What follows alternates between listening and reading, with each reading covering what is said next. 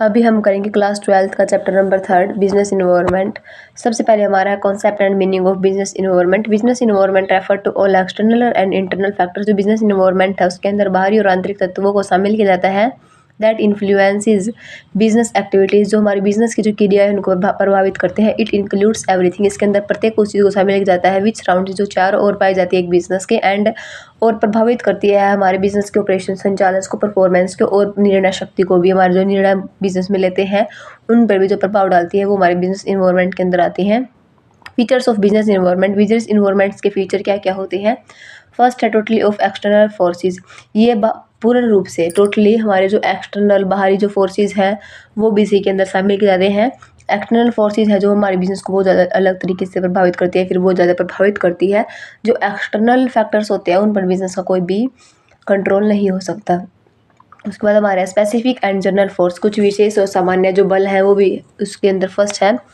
जो विशेष है उसके अंदर हमारे कस्टमर्स, कंपटीटर्स, सप्लायर और जनरल फोर्सेस है। और जो जनरल है जो सामान्य है उसके अंदर सोशल, इकोनॉमिक, लीगल फैक्टर्स हो गए, हमारे पॉलिटिकल फैक्टर्स हो गए, ये सब इसी के अंदर ही शामिल किए जाते हैं। Dynamic nature. जो हमारे व्यावसायिक वातावरण है उनका जो नेचर है, उनकी जो प्रकृति है वो गतिशील होती है, वो बार बार चेंज होती रहती है। The business environment changes frequently. वे कभी भी चेंज हो जाते हैं ड्यू टू टेक्नोलॉजी, किसी तकनीकी चेंज के कारण या फिर कोई सामाजिक डेवलपमेंट के कारण। इंटर रिलेटेडनेस का मतलब है एक दूसरे से संबंधित होना या फिर एक दूसरे के साथ कनेक्ट होना। जो हमारे बिजनेस इन्वायरमेंट है उसके जो फैक्टर्स हैं या फिर उसके जो फोर्सेस हैं वो सारे एक दूसरे के साथ इंटर रिलेटेड होते हैं और वो एक दूसरे को प्रभावित करते हैं। और कॉम्प्लेक्सिटी का मतलब है कठिन। जो इन्वायरमेंट है इनके बारे में स्टडी करना, इनके बारे में पता लगाना, इनको समझना बहुत ज़्यादा कॉम्प्लेक्स और डिफ़िकल्ट होता है। अनसर्टेनिटी। ये अनिश्चित होते हैं इन जो, क्योंकि जो बिजनेस इन्वायरमेंट है उसमें चेंज कभी भी हो सकता है, अनिश्चित होता है इनका चेंज होना। या फिर बिजनेस इन्वायरमेंट का नेचर अनिश्चितता का भी होता है। Relativity. The impact of environments differs from country to country and business to business. Relative होते हैं ये मतलब इनका संबंध होता है बिजनेस इन्वायरमेंट्स का या तो किसी एक कंट्री का दूसरी कंट्री में के कारण भी हो सकता है और उसके बाद किसी बिजनेस का दूसरे बिजनेस के कारण भी जो बिजनेस इन्वायरमेंट उस पर प्रभाव पड़ सकता है। उसके बाद हमारे यहाँ इंपॉर्टेंस ऑफ बिजनेस इन्वायरमेंट। क्यों ज़रूरी है हमारे बिजनेस इन्वायरमेंट? सबसे फर्स्ट है हेल्प इन आइडेंटिफाइंग अपॉर्चुनिटी। जब हम अपने व्यावसायिक वातावरण की स्टडी करते हैं तो उससे हमें अपने वातावरण में पाई जाने वाली अपने व्यवसाय के लिए जो अपॉर्चुनिटी है, अवसर है, उसकी पहचान हम कर सकते हैं। Businesses can discover new opportunities and plan accordingly. जो बिजनेस है जब वो अपने आसपास के वातावरण को स्टडी करते हैं तो उससे वो बाजार में हुई नए जो अवसर है उनका पता लगा सकते हैं और उन्हीं के अकॉर्डिंग अपनी आगे की योजना तैयार कर सकते हैं। Helps in identifying trades. जो हमारे वातावरण में हमारे प्रति चुनौतियाँ हैं, थ्रेड्स का मतलब होती है चुनौतियाँ, उन चुनौतियों को भी पहचान कर सकते हैं और समय से पहले उनके प्रति अपना चौकन्ने हो जाते हैं और फ्यूचर में रिस्क के लिए वार्न हो जाते हैं और उस चैलेंज को। उसके बाद हमारे आते हैं assist in planning and policy formulation. जो हमारा जब हम बिजनेस की इन्वायरमेंट की स्टडी करते हैं तो इससे हम अपनी जो प्लानिंग है और जो नीति है उनको भी बाहरी वातावरण के अकॉर्डिंग ही सेट कर सकते हैं। Improves performance. जब हम आसपास के वातावरण की पहले से स्टडी कर लेते हैं अपने आप को बाहर के वातावरण के अकॉर्डिंग या फिर इन्वायरमेंट में होने वाले चेंज के अकॉर्डिंग अपने आप को इम्प्रूव कर लेते हैं तो इससे हमारे बिजनेस की जो परफॉर्मेंस है वो भी इम्प्रूव होती है। Helps in coping with rapid changes. जो हमारी बिजनेस है वो businesses can respond better to dynamic changes. जो बिजनेस के एनवायरनमेंट के अंदर जब हम आसानी से स्टडी करते हैं तो इससे हम बाज़ार में होने वाले जो चेंज हैं अचानक से उनको भी आसानी से रिस्पॉन्ड कर सकते हैं। Provides direction for growth. ये हमें दिशा प्रदान करती है ग्रोथ के लिए भी, हमारे आगे के विकास के लिए भी। बिजनेस में ये बताता है बिजनेस इन्वायरमेंट कि हमें फ्यूचर के लिए कैसे प्लानिंग करनी चाहिए जिससे हमारा बिजनेस है ग्रोथ करता है।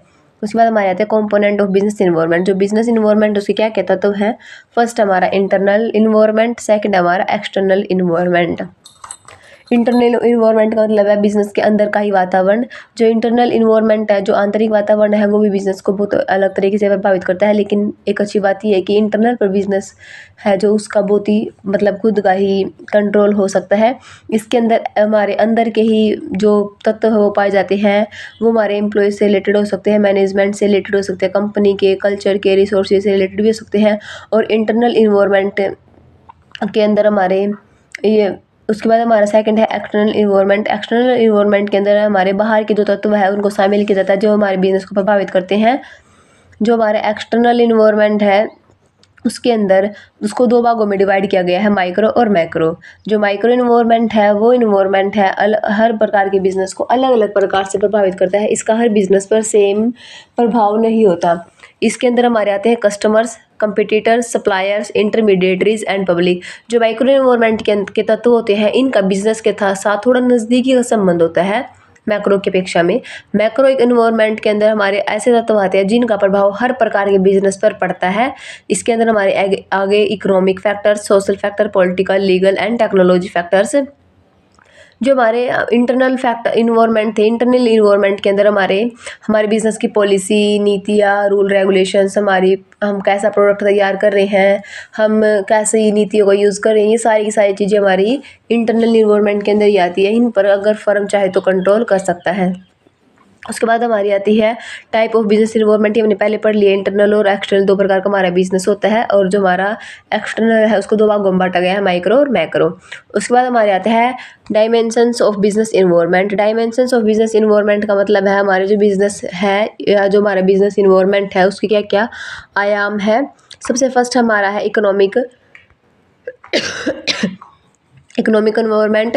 इकोनॉमिक इन्वायरमेंट के अंदर हमारा फर्स्ट है हमारा इकोनॉमिक इन्वायरमेंट का मतलब हो गया हमारा आर्थिक वातावरण। आर्थिक वातावरण के अंदर हमारा आ गया इन्फ्लेशन, मुद्रास्फीति, इंटरेस्ट रेट का बढ़ना या घटना, इनकम लेवल का बढ़ना या घटना। ये हमारे बिजनेस के जो इकोनॉमिक फील्ड है उसको प्रभावित करते हैं। सोशल इन्वायरमेंट के अंदर आ गया हमारे इंक्लूड सोशल वैल्यू, सामाजिक जो नैतिक मूल्य है, हमारी जो परंपराएं हैं, लिटरेसी लेवल है और जो लाइफस्टाइल है, ये हमारे सोशल इन्वायरमेंट के अंदर आता है। पॉलिटिकल इन्वायरमेंट के अंदर हमारे आते हैं गवर्नमेंट की पॉलिसीज़ कैसी है हमारे बिजनेस के प्रति, पॉलिटिकल स्टेबिलिटी कैसी है, और आइडियोलॉजी।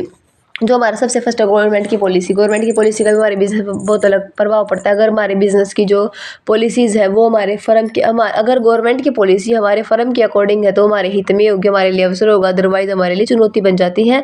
और ठीक उसी प्रकार पॉलिटिकल स्टेबिलिटी, अगर सरकार बार बार बदल रही है, नई सरकार आती है तो वो नए रूल रेगुलेशन तैयार करते हैं जिससे हमारे बिजनेस पर प्रभाव पड़ता है। लेकिन अगर सरकार हर बार सेम है तो इससे हमारे बिजनेस पर भी बहुत कम प्रभाव पड़ता है। लीगल इन्वायरमेंट का मतलब है कानूनी रूप से, जैसे कोई लॉ हो गया, रेगुलेशंस हो गए, कोई लीगल फ्रेमवर्क है, ये बिजनेस के को बहुत अलग तरीके से प्रभावित करते हैं।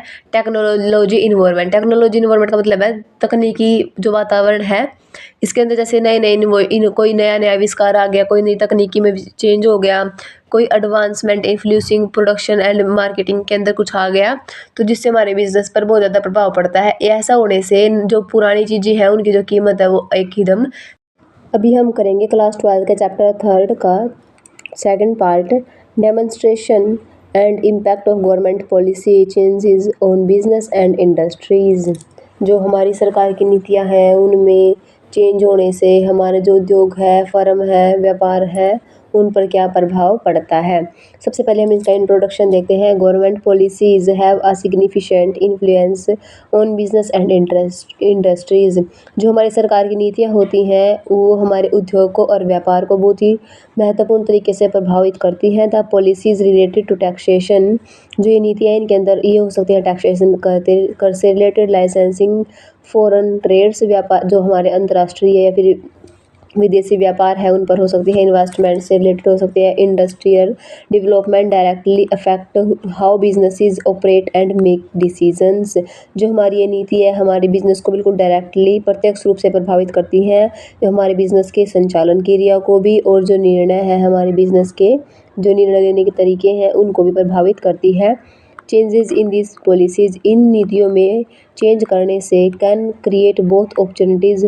हमारे पास अगर जब सरकार की नीतियों में चेंज होता है तो ये हमारे पास दो चीज़ें लेके आ सकती है। ये हमारी अपॉर्चुनिटीज़ अवसर भी हो सकती है, चैलेंजेस कुछ चुनौतियाँ भी हो सकती है फॉर द बिजनेस एनवायरनमेंट, हमारे व्यावसायिक वातावरण के लिए। सबसे पहले हमारा है लिबरेशन का मतलब है उदारीकरण। Liberations means removing unnecessary controls and restrictions on businesses and industries. उदारीकरण का अर्थ है हमारे बिजनेस पर लगे हुए अननेसेसरी जो ज़रूरत नहीं है जिनकी, उन कंट्रोलों को और उन बाधाओं को हटाना हमारे फर्म से और उद्योगों से। The Indian government introduced liberations in 1991 to promote efficiency and competitions. जो उदारीकरण है वो सर हमारी जो भारतीय सरकार है उसने 1991 में इसको लागू किया था या इसको बढ़ावा देने की शुरुआत की थी, ताकि हमारे जो बिज़नेस है वो बिल्कुल उनके अंदर जो प्रतिस्पर्धा है और जो एफिशिएंसी है वो बनी रहे। इट रिड्यूस्ड लाइसेंसिंग रिक्वायरमेंट, इसने ख़त्म कर दी थी लाइसेंस की ज़रूरतों को, लोअर्ड इंपोर्ट ट्रैफिक्स को and allowed easier access to foreign capital, और इसने पूंजी को भी आसान कर दिया था विदेशों में लगाने के लिए। उसके बाद हमारा आता है प्राइवेटाइजेशन का मतलब होता है निजीकरण। इसका मतलब है रिड्यूस करना the role of public sectors and increasing the participation of private enterprises. इसका मेन मतलब मोटिव ये था, जो हमारा सरकारी सेक्टर है उसकी भूमिका को कम करना और जो निजी उद्योग है उनको बढ़ावा देना। इट इन्वॉल्व्स, इसमें शामिल किया गया है ट्रांसफरिंग ओनरशिप और management from the government to private players to improve efficiency and profitability. इसके अंदर शामिल किया गया ट्रांसफरिंग ओनरशिप मतलब स्वामित्व को सौंपा जाए, और मैनेजमेंट फ्रॉम द गवर्नमेंट, और जो मैनेजमेंट है वो सरकार द्वारा किया जाए टू प्राइवेट प्लेयर्स, जो हमारे निजी कंपनी है उनके अंदर, टू इम्प्रूव, ताकि उनकी जो इफिशिएंसी है और उनकी लाभदायकता है उसमें बढ़ोतरी हो। उसके बाद हमारा आता है ग्लोबलाइजेशन का मतलब होता है वैश्वीकरण या फिर भूमंडलीयकरण। इसके अंदर इसको लागू किया गया था to the integration of domestic economy with the world economy. इसके अंदर हमारे जो घरेलू डोमेस्टिक इकोनॉमी है उसको हमारी वर्ल्ड इकोनॉमी के साथ इंटीग्रेशन का मतलब होता है जोड़ा गया है। This promotes the free flow of goods services technology and investment across borders. ये हमारे बॉर्डर्स जो हमारी सीमाएं हैं उनसे पार कराती है, किसको प्रमोट करती है, फ्री फ्लो करती है, मतलब मुफ्त में प्रवाह करती है हमारी गुड्स का, मतलब प्रोडक्ट्स का, सर्विसेज सेवाओं का, टेक्नोलॉजी का और इन्वेस्टमेंट का। It encourages competition and provides access to international marketing. इससे हमारा जो इंटरनेशनल मार्केटिंग है उसको भी बढ़ावा दिया गया है, उसको भी ज़्यादा से ज़्यादा प्रोत्साहन दिया गया है। उसके बाद हमारे आता है impact of government policy changes on business and industries. जो हमारे व्यापार और उद्योग है उन पर में जो परिवर्तन होता है सरकार की नीतियों के कारण क्या क्या प्रभाव पड़ता है। फर्स्ट है इंक्रीज्ड कंपटीशन, हमारी जो प्रतिस्पर्धा है वो भी बढ़ जाती है। Due to liberation and globalisation Indian businesses face competition from foreign firms. जब हमारा लिबरेशन और ग्लोबलाइजेशन है उसमें चेंजेस हुई है तो इससे हमारे जो भारतीय जो व्यापार है उनको कंपटीशन फेस करना पड़ा है जो विदेशी व्यापार है उनसे। मोर डिमांडिंग कस्टमर्स, जो हमारे कस्टमर्स हैं उनकी डिमांड भी बढ़ गई है। कस्टमर्स अब जो चॉइस करते हैं ज़्यादा से ज़्यादा की और अच्छी से अच्छी क्वालिटी और अच्छी से अच्छी सेवा लेना चाहते हैं। रैपिड टेक्नोलॉजी इम्प्रूवमेंट, इससे हमारे जो नए मतलब जितना ज़्यादा कंपटीशन होगा, फॉरेन इंडस्ट्री जितना ही हमारे इंडिया के अंदर आएंगी और जिससे हमारी जो टेक्नोलॉजी उसमें भी इम्प्रूवमेंट होगी। Need for changes, firms have to change their policies structures and processes to match global standards. जो फर्म्स हैं उनको बदलते वातावरण के साथ साथ अपने जो फर्म है उसके अंदर हर चीज़ में चेंज करना ज़रूरी हो गया है। Market orientations, focus shifted from production to satisfying customers need. इनका जो मेन फोकस है वो अपने प्रोडक्ट से हटकर, उत्पाद से हटकर मेन जो इनकी जो ज़रूरत है वो अपने जो कस्टमर्स है उसको सेटिस्फाई करना हो गया है। Need for developing human resources, जो हमारे ह्यूमन रिसोर्सेज मानव संसाधन है उनको विकसित करना।